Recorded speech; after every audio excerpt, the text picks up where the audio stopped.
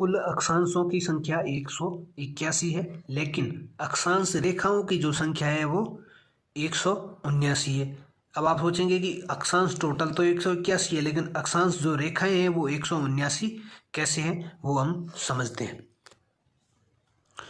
देखो, ये हमारी पृथ्वी है, ये पृथ्वी है। पृथ्वी के बीचों बीच क्या है? भूमध्य रेखा है। बीचों बीच 0 डिग्री अक्षांश रेखा होती है, जिसे हम भूमध्य रेखा भी कहते हैं। ये हो गई भूमध्य रेखा। भूमध्य रेखा से ऊपर जाएंगे तो ऊपर भी टोटल कितने अक्षांश है? 1 डिग्री 2 डिग्री करके ऐसे उत्तरी ध्रुव है वो 90 डिग्री पे है, तो 90 अक्षांश ऊपर की तरफ होते हैं और 90 अक्षांश ही दक्षिण की तरफ होते हैं। तो टोटल कितने हो गए?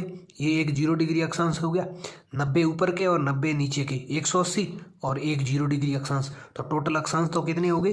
181 हो गए। 90 उत्तर की तरफ के, 90 दक्षिण की तरफ के, 180 और एक 0 डिग्री अक्षांश हो गए 181।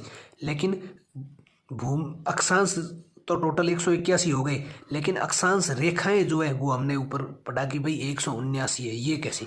तो देखो, ये जो दक्षिणी ध्रुव पर जो 90 डिग्री है, ये दक्षिणी ध्रुव पर रेखा नहीं है, ये क्या है? बिंदु है। और जो उत्तरी ध्रुव पर 90 डिग्री अक्षांश है, ये भी कोई रेखा नहीं है। देखो, जैसे ऊपर की तरफ 1 डिग्री उत्तरी अक्षांश होगा तो वो रेखा है, 2 डिग्री रेखा है, 3 डिग्री रेखा, ऐसे करके 89 डिग्री तक तो रेखाएं हैं, लेकिन 90 डिग्री उत्तरी अक्षांश और 90 डिग्री दक्षिणी अक्षांश, ये दो अक्षांश बिंदु के रूप में हैं, रेखाओं के रूप में नहीं है। इसलिए टोटल अक्षांश तो कितने हैं? 181, लेकिन रेखाएं कितनी है? 179, क्योंकि उत्तरी ध्रुव 90 डिग्री और दक्षिणी ध्रुव 90 डिग्री ये बिंदु के रूप में है। तो अक्षांश रेखाएं कितनी है? 179, लेकिन कुल अक्षांश पूछा जाए तो कितने हैं? 181। तो आपको समझ में आ गया होगा कि कुल अक्षांश 181 है, लेकिन अक्षांश रेखाएं 179 है।